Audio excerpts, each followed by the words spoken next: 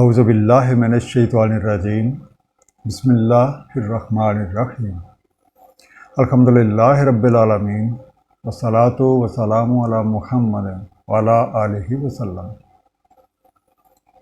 Inshallah, today we would study 7th ruku of Surah Al-Baqarah. However, first of all, let's recap what we learned in 6th ruku.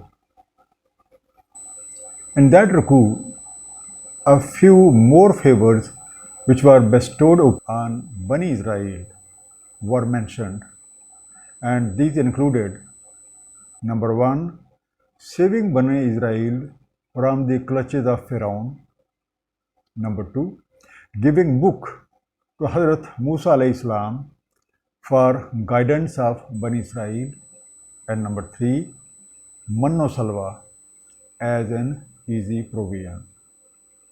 Now, most of the people indulged in wrong practices.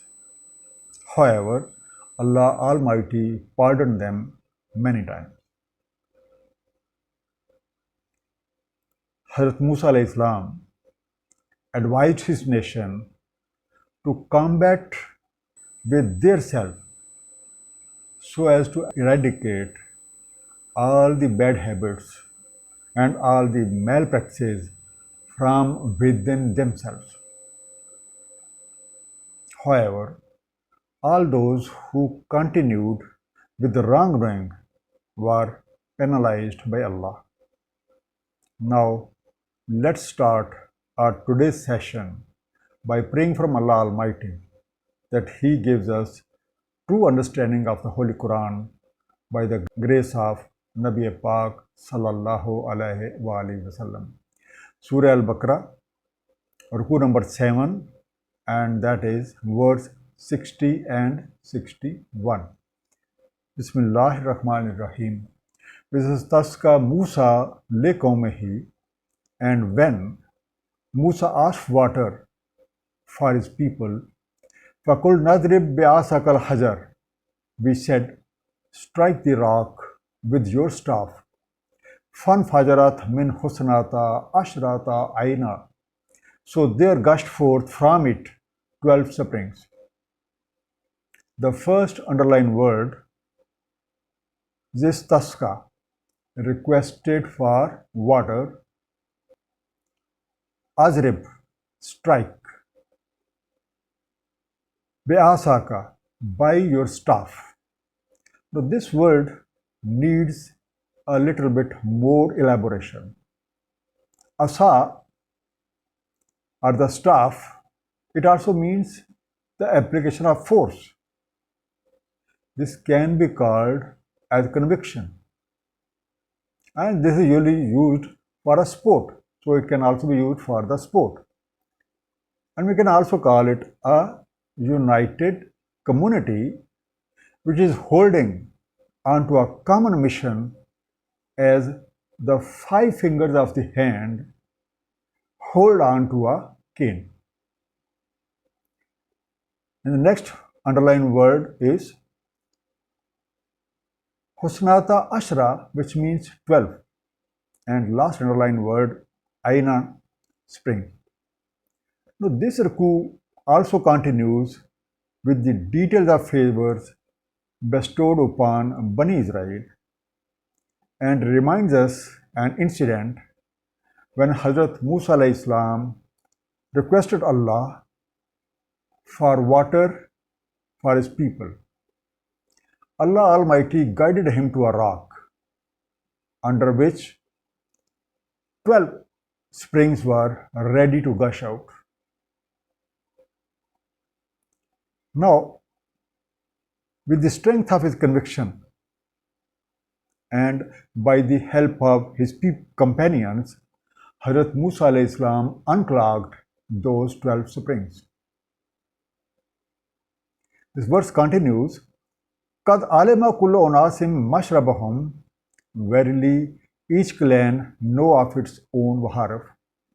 Kulu washrabu mirizkillahi, eat and drink from what Allah Almighty has provided. وَلَا تَعْثَوْا فِي الْأَرْضِ مُفْسِدِينَ, and do not spread disorder in the land. The first underlined word, qad, verily. Then is alema, came to know or got to know. Third underlined word, kullu, everyone. Unasin, group of people or a tribe. Mashrabahum, drinking place or watering place. Kulu, eat, consume. Ashrabu, drink. Tasaw, you go around or you spread. Every tribe became aware of his watering points when those 12 springs gushed out. Just recall, earlier than this, they had been shaded by clouds and provided manosalva as food. Now, with provision of water, the arrangements for their physical needs were complete. And they were commanded to enjoy Allah's provisions but desist from becoming mischievous so as to cause disorder and corruption in the land. Now, this incident and subsequent behavior of Bani Israel is also mentioned in Surah Al-Ahraf, that is chapter 7, verse 160. And we divided them into 12 tribes as nations. And we inspired Musa alayhi salam when his people implored him for water. Strike the rock with your staff. So there gushed forth from it 12 springs. Every clan knew its watering place. And we shaded them with clouds and sent upon them manna salwa. Eat from the good things which we have provided you. And they did not wrong us, but they were wronging themselves. وَإِذْ قُلْتُمْ يَا Musa, and when you said, O Musa, لَن نَصْبِرَ عَلَى طَعَامٍ وَاحِدٍ, we can't remain patient on a single meal or on a single dish. فَادْعُ لَنَا رَبَّكَ يُخْرِجْ لَنَا مِمَّا تُنْبِتُ الْأَرْضُ. So call your Lord to bring forth for us what grows of the land. مِنْ بَقْلِهَا وَكِسَّائِهَا وَفُومِهَا وَعَدَسِهَا وَبَصَلِهَا. From herbs, vegetables, grains, lentils, and onion. The first underlined word, ta'am, it means food or meal. Wahid, single or one. Fado, the third underlined word. So call or invoke. Lana, for us. Yukhrij, take out or takes out. Tumbeto, vegetation or plants or something which grows. Bakleha, green herbs. Kisaya, cucumbers. Fumeha, garlic. Adaseha, pulses. Basaleha, onion. Now this verse reminds Bani Israel yet another incident when they asked Hazrat Musa alayhi salam that we are weary of the same food or same kind of food. So ask your Lord on our behalf to bring us the plant food such as herbs, cucumbers, garlic, lentils, and onion. Now they were getting everything for all of their physical needs without much of effort. However, they got bored from easy provision and asked for cultivated produce of the land like green herbs, vegetables, different kinds of corn, garlic, lentil, onion, etc.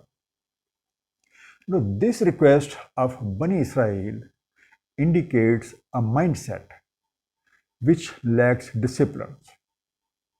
It's inclined toward somatic desires, and it's also not willing to control his self or his own desires for attainment of higher order. Just realize these people were provided with such an environment where they could have easily controlled their physical desires and obtained psychological and spiritual development. The verse continues, Wakala atastabdeluna. He, that means Hazrat Musa alayhi salam, said, Atastabdeluna alladhi huwa adna billadhi huwa khair. Do you want to change what is inferior with that which is superior? Ehbetu misran fa inna lakum ma sa'altum. Go down to a city. So you would find what you are asking for. Atastabdelu, the first underlined word. Do you want to change? Or do you want to exchange? Adna, a lower grade, an inferior. The third underlined word, khairun, a better or a superior. Ihbetu, come down, go down. Misran, it means a city, a settled area. Sometimes it's translated as Egypt. Now Hazrat Musa alayhi salam replied them, would you exchange something meaner for something nobler?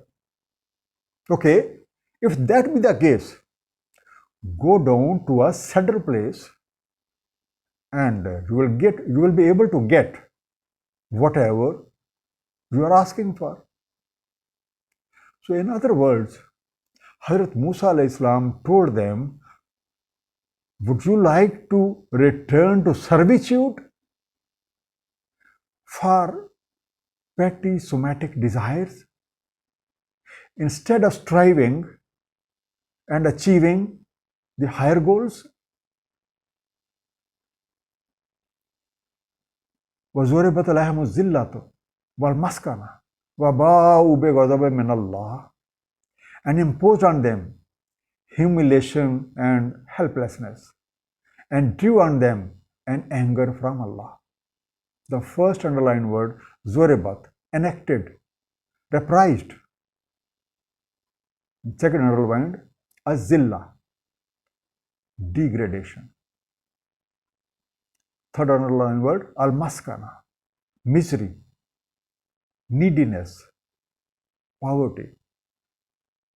Ba'u, they became deserving, incurred on them as a result of their attitude. Now, as an outcome of pursuing their somatic desires, they lost the capability to be mentally, psychologically, and spiritually strong, and they developed traits of subservience and apathy. So consequently, they became so degraded that disgrace, humiliation, misery, and wretchedness covered them. As per law of cause and effect, they had to face the requital of their actions. So they became deserving of an annoyance from Allah Almighty. Zalika بأنهم كانوا يكفرون بآيات الله. This is because they disbelieved in the ayahs, in the signs of Allah. وَيَقْتُلُونَ النَّبِيِّينَ بِغَيْرِ الْحَقِّ, and they used to fight with prophets without any right. ذَلِكَ بِمَا أَصَبَّ وَكَانُوا يَهْتَدُونَ. This is because they disobeyed and they kept on transgressing. يَقْتُلُونَ, they used to contest, they used to combat, they used to fight. An-Nabiyyin, prophets, apostles. Asaw, violated. Yahtadun, they exceeded limits. Now, this annoyance was a result of their repeated refusal to live according to the divine laws. And instead of respecting their prophets, they opposed them and they fought with them without any reason and without any right. Thus, they transgressed the limits set by Allah Almighty. Now, this practice of Bani Israel of disrespecting and fighting with prophets is also mentioned in verse 87 of this surah, Surah Al-Baqarah, which is chapter 2. And it states, "And we certainly gave Musa alayhi salam the Torah and followed up after him with messengers. And we gave Isa alayhi salam, the son of Mary, clear proofs and supported him with Ruhul Qudus. Is it ever so that when a messenger came to you with what yourselves did not desire, you were arrogant? And a party you denied, and a party you fought." A summary of this Ruku. Now, Bani Israel were provided all the provisions for their physical needs, including food, water, and shelter, etc. And they were commanded to enjoy them while desist from becoming mischievous, but they wronged. They asked for the cultivated produce of land and preferred something meaner than a nobler. This indicates a mindset which lacks discipline, is inclined towards somatic desires, and it's not willing to control himself for attainment of higher order. As an outcome of their malpractices, they developed traits of subservience and apathy and became so degraded that disgrace, humiliation, misery, and wretchedness covered them. Now, this situation was a result of their repeated refusals to live according to divine laws, disrespecting, opposing, and fighting their prophets, and transgressing the limits set by Allah. Now, these reminders in the name of Bani Israel are in fact for us. So, if we behave like them, we act like them, we would also be treated in the same way, because laws of Allah don't change. May Allah Almighty give us true understanding of the Holy Quran, and may we act upon it according to the life pattern of Nabi Pak sallallahu alaihi wasallam. Sadaqallahu al-aliyyul azim. Sallallahu ta'ala ala habibi Muhammadin wa alihi wasallam.